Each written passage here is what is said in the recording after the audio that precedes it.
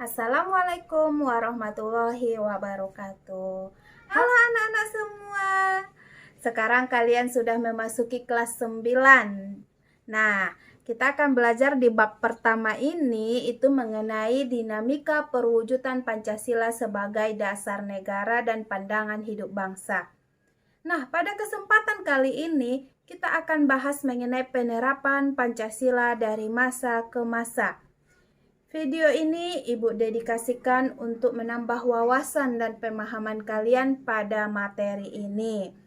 Sudah siap menerima materinya? Bisa kita mulai? Oke, mari kita mulai. Nah, pada pelaksanaannya bisa kita bagi beberapa era, beberapa masa.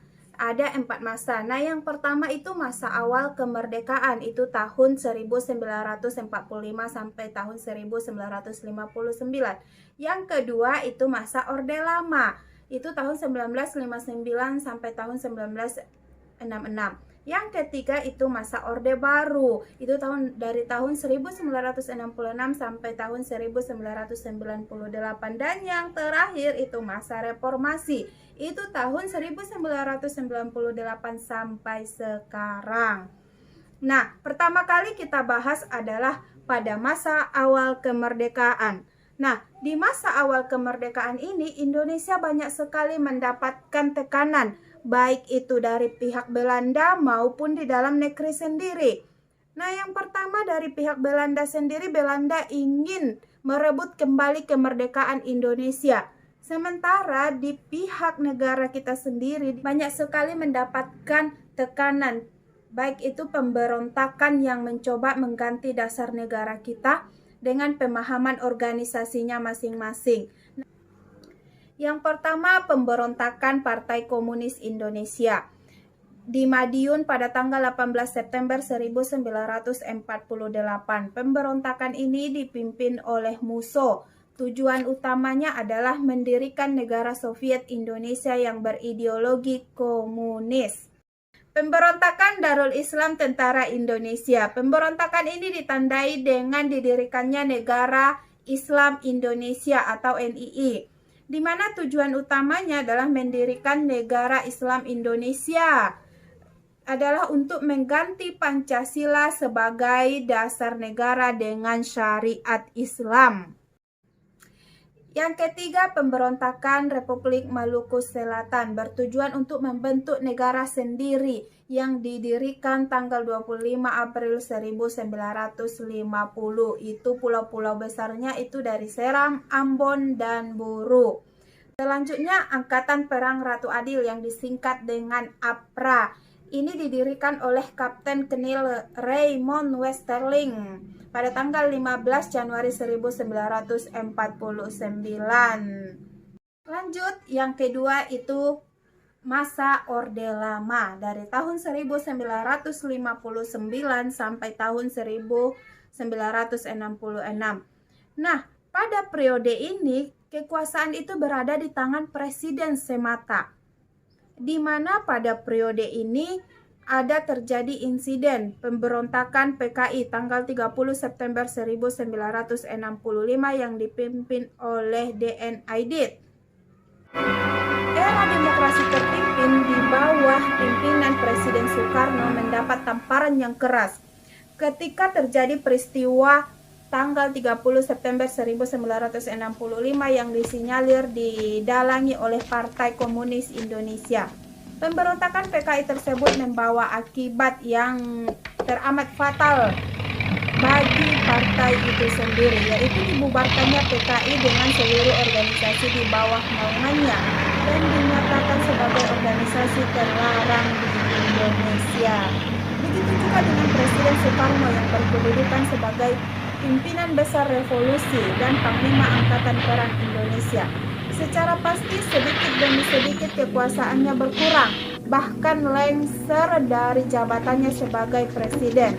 Hal ini menjadi sehingga dikeluarkannya pengumuman penyerahan kekuasaan pemerintah dari Presiden Soekarno ke Presiden Jenderal Soeharto. Adapun visi utama dari Orde Baru ini adalah melaksanakan Pancasila dan Undang-Undang Dasar Negara Republik Indonesia tahun 1945 secara murni dan konsekuen dalam setiap aspek kehidupan masyarakat Indonesia. Dengan visi tersebut, Orde Baru memberikan kehidupan masyarakat Indonesia.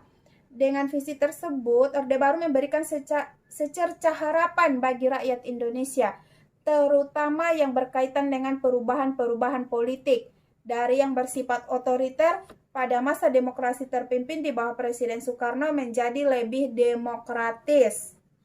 Namun hal tersebut tidak sepenuhnya terwujud. Orde Lama dan Orde Baru sama-sama otoriter, sehingga menimbulkan banyak masalah. Misalnya munculnya korupsi, kolusi, dan nepotisme, ketidakadilan, pelanggaran hak asasi manusia di mana-mana, serta kebebasan berpendapat yang terbatas.